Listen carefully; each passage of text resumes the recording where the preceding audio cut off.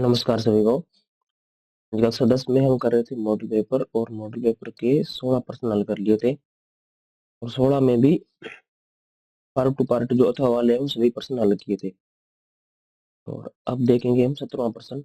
इसमें क्या दे रखा है, किसी स्कूल की कक्षा 10 की 51 लड़कियों की ऊंचाई सेंटीमीटर में हमें दे रखी है और ज्ञात कीजिए कि सर्वेक्षण किया गया और निम्नलिखित आंकड़ों द्वारा प्राप्त ऊंचाइयों का माध्य ज्ञात करना है हमें। माध्य ज्ञात करने के लिए हमें आवश्यकता होती है एक तो सीएफ की, एक बारंबारता की और एक वर्ग की। इसमें देखिए आंकड़ों को ध्यान से पढ़िए। ऊंचाई दे रखी 140 सेंटीमीटर से कम, इसमें लड़कियों की संख्या कितनी है 4। 145 सेंटीमीटर से कम, लड़कियों की संख्या है 11। 150 सेंटीमीटर से कम तो कितनी है 29। इस प्रकार संख्या बढ़ रही है और ये साथ साथ जुड़ती जा रही है, क्योंकि इसमें 140 से कम में 4 है, 145 से कम में 11 है। इस 11 में ये 4 भी शामिल है, क्योंकि 140 से कम है वो 145 से भी कम है।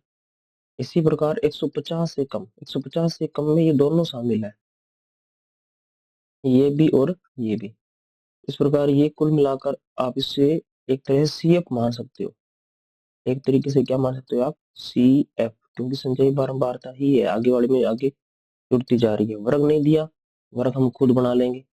वर्ग क्या बनाएंगे, अंतर देखिए 5 5 का चल रहा है, तो हम कर देते हैं 135 से 140। वैसे 135 सही नहीं है मायने में, तो मान लेते हैं, क्योंकि मिनिमम हाइट इसमें दे ही नहीं रखी है।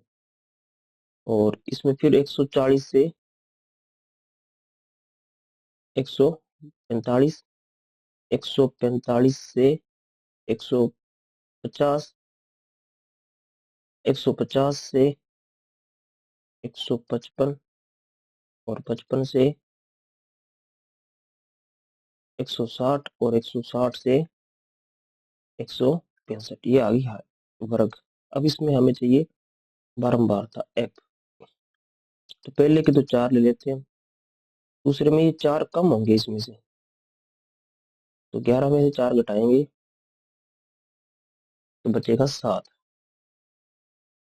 फिर इसमें से 11 कम होंगे, 11 कम करेंगे तो कितने बचेंगे 18, और एक कम और कर दिया तो ये 19, एक कम और कर दिया 18, ठीक है 18 बचेगा। दोनों में से एक कम करना है। फिर इसमें से 29 कम करेंगे तो कितना बचेगा, पीछे 11 बचना चाहिए, 11 बचेगा। फिर इससे 40 कम करेंगे तो कितना बचेगा 6। फिर इसमें से 51 कम करेंगे तो 5। कुल मिलाकर ये हमारी एफ आ जाएगी इसमें बारंबारता। अब देखिए हमें n/2 निकालना है। n/2, n होता है बारंबारताओं का टोटल, और टोटल कितना है 51। इधर भी दे रखा आपको 51, तो ये आपका n है 51/2। 51 का आधा कितना आएगा 25.5। 25 कम 25, 25 दूना 50, 50 और आधा और 51, तो 25.5 जो है वो इसका आ जाएगा n/2 का मान। अब सीएफ देखनी है, इसी सीएफ जो 25.5 से बड़ी है, 25.5 से बड़ी ये वाली सीएफ है, तो ये जो होगा हमारा माध्यक वर्ग होगा। ये वर्ग क्या कहलाएगा, माध्यक वर्ग, इसे हम कहेंगे माध्यक वर्ग। यहाँ से सारे मान लेंगे। एल का मान माध्यक वर्ग की निम्न सीमा कितनी है 145। चलिए एक बार फॉर्मूला लिख देता हूँ यहाँ पर माध्यक का, ताकि पता लगे आपको।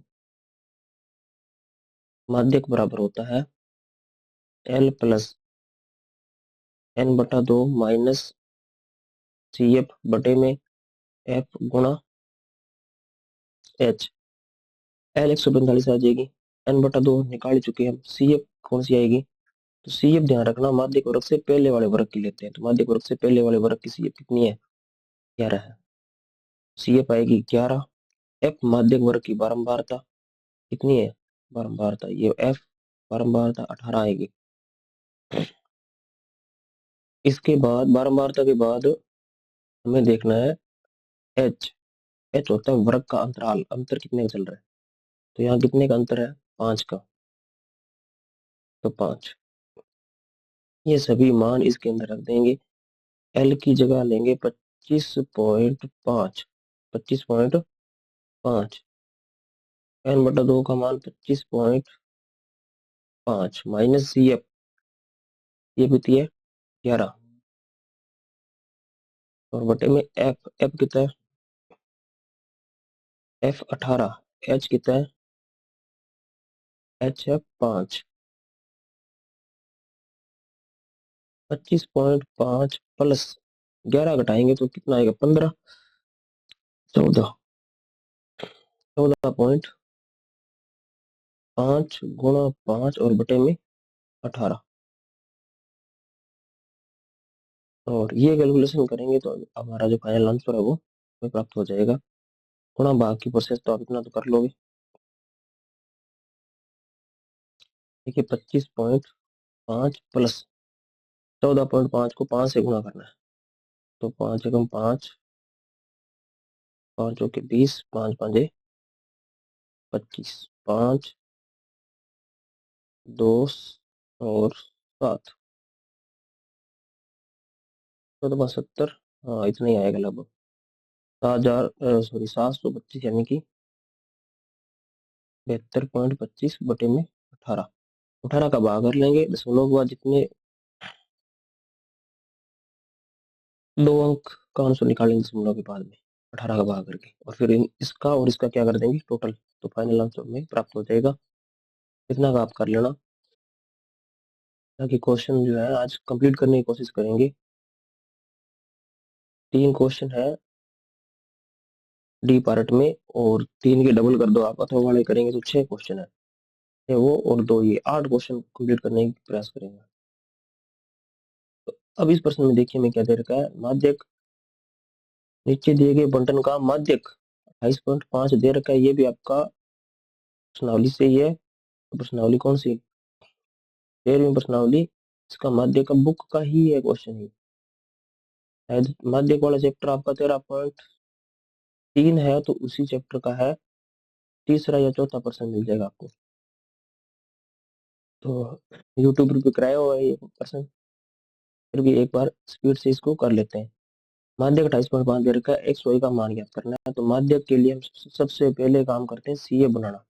सीए बनाएंगे, 5 का 5 लिखेंगे, फिर ये एक्स जोड़कर लिखेंगे, तो एक्स प्लस 5, फिर 20 जोड़ेंगे, एक्स प्लस 25, 15 और जोड़ देंगे, तो 25 और 15 हो जाएंगे 40, फिर वाई जोड़ देंगे, तो एक्स प्लस वाई प्लस 40, फिर 5 जोड़ देंगे, एक्स प्लस वाई प्लस 45। ये आ गया हमारा लास्ट।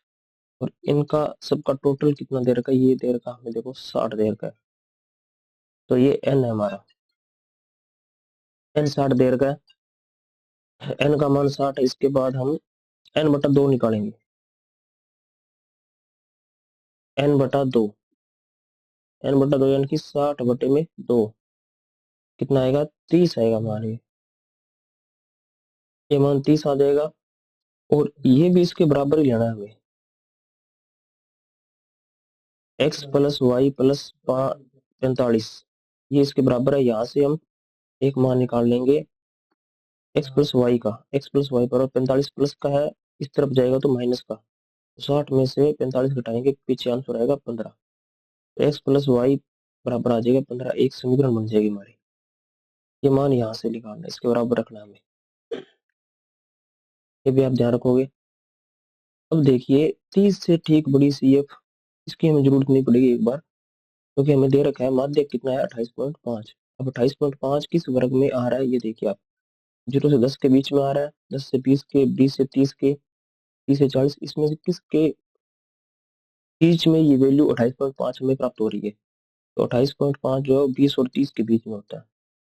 तो ये जो होगा वो हमारा क्या होगा, माध्यक वर्ग होगा।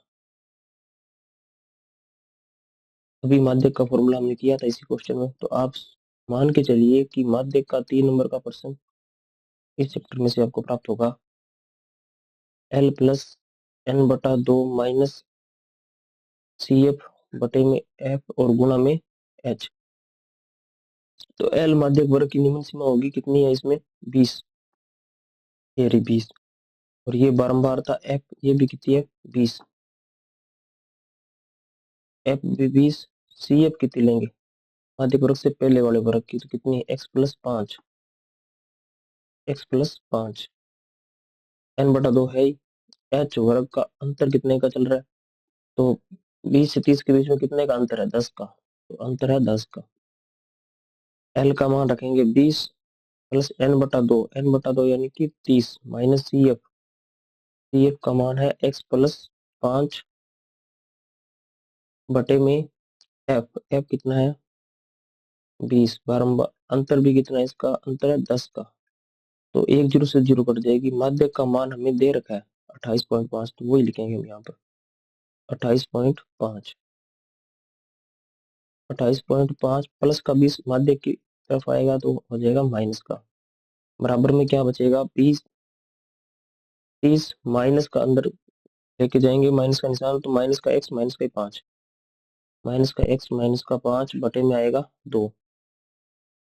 28.5 में से 20 घटाया तो कितना बचा पीछे? 8.5, 8.5 बचेगा। और यहाँ 30 में से 5 घट रहा है तो बचेगा 25 माइनस एक्स बटे में 2, बटे वाला 2 इधर लेके आएंगे तो गुणा में आ जाएगा। तो 8.5 का डबल हो जाएगा 17, 17 बराबर 25 माइनस एक्स। और यहाँ से देखिए एक्स को तो हम लेके आएंगे इधर और 17 को लेके आएंगे इधर, तो एक्स इधर आएगा और दूसरी तरफ आएगा 25 माइनस 17। 25 में 17 घटाया तो कितना बचेगा? 3 और 5 8, 8 बच जाएगा। एक्स का मान हमें प्राप्त हुआ 8। अब देखिए हमें इस समीकरण से, इस समीकरण में एक्स का मान रख देंगे समीकरण 1 में। आप लिख लेना समीकरण 1 में एक्स का मान रखने पर एक्स का मान कितना प्राप्त हुआ हमें? 8 प्लस वाई बराबर कितना? 15। तो प्लस का 8 है, इधर आएगा माइनस का, तो 15 में से 8 घटेंगे, वाई का मान आ जाएगा 7। तो एक्स और वाई के मान हमें चाहिए थे, दोनों मान प्राप्त हो गए। तो ये क्वेश्चन आपकी बुक से ही था, डिटेल से हमने कर लिया वापस इसको, और पहले भी ये क्वेश्चन कराया हुआ है। अब देखिए डी पार्ट जो है इसका लास्ट है, और इसमें प्रत्येक क्वेश्चन कितने नंबर का है? 4 नंबर का है। अब याद रखिए, अब देखिए एक प्रश्न इसमें से है त्रिकोणमिति का, और त्रिकोणमिति का भी कौन सी प्रश्नावली से है? ये 9वीं प्रश्नावली में से, जो ऊंचाई और दूरी या त्रिकोणमिति के अनुप्रयोग है उसमें से आया। इसका नेक्स्ट पार्ट भी उसी में से ही है। तो आप मान के चलिए 4 नंबर की एक अलग ही है प्रश्नावली, इसमें से एक ही प्रश्न आएगा, वो भी 4 नंबर का, और छोटे शायद हैं इसमें, एक एक दो दो प्रश्न, पहले भी आए थे एक दो प्रश्न इसके छोटे। तो अब देखिए भूमि के एक बिंदु P से 10 मीटर ऊंचे भवन के शिखर का उन्नयन कोण कितना दे रखा है हमें? 30 डिग्री।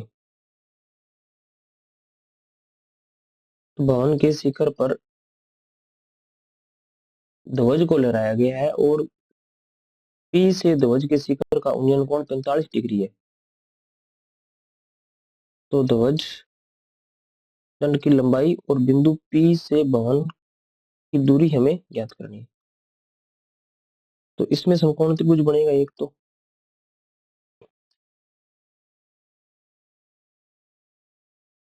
सबसे पहले देखिए एक भवन बनाना है, भवन के शिखर का उन्नयन कोण दे रखा है 30 डिग्री।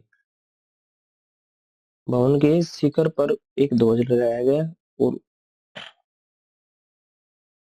P से ध्वज शिखर का उन्नयन कोण 45। बिंदु P जमीन पर है कहीं, इस प्रकार इसका डायग्राम बनेगा।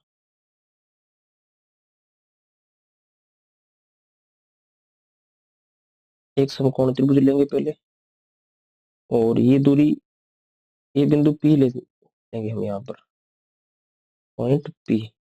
और ये मान लो भवन, पूरी लंबाई इसमें यहाँ तक भवन है, और ऊपर है इसमें ध्वज दंड,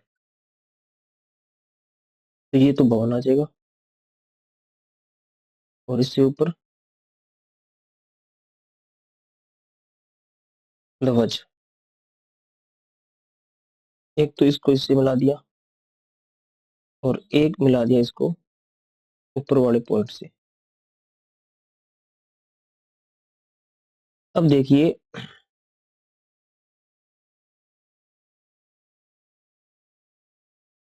बिंदु P से ध्वज के शिखर का उन्नयन कोण तो कितना है 45।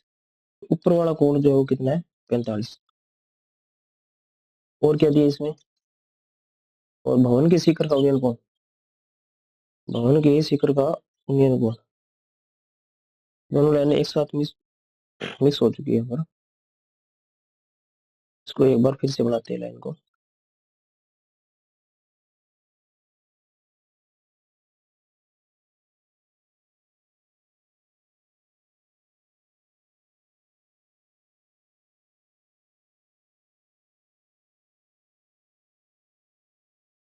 डायग्राम ड्रॉ में टाइम लग रहा है, सही हो नहीं रहा ये।